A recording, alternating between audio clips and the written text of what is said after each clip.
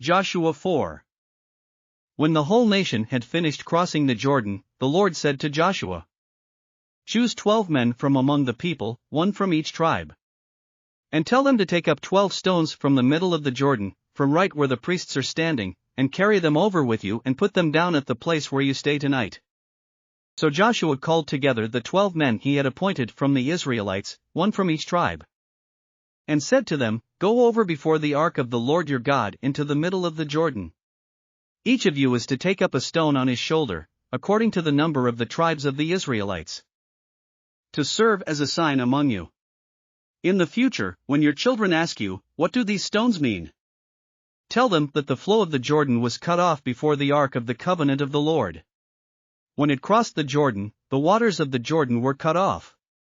These stones are to be a memorial to the people of Israel forever." So the Israelites did as Joshua commanded them. They took 12 stones from the middle of the Jordan, according to the number of the tribes of the Israelites, as the Lord had told Joshua, and they carried them over with them to their camp, where they put them down. Joshua set up the 12 stones that had been in the middle of the Jordan at the spot where the priests who carried the Ark of the Covenant had stood. And they are there to this day. Now the priests who carried the ark remained standing in the middle of the Jordan until everything the Lord had commanded Joshua was done by the people, just as Moses had directed Joshua. The people hurried over. And as soon as all of them had crossed, the ark of the Lord and the priests came to the other side while the people watched. The men of Reuben, Gad and the half-tribe of Manasseh crossed over, ready for battle, in front of the Israelites, as Moses had directed them. About 40,000 armed for battle crossed over before the Lord to the plains of Jericho for war.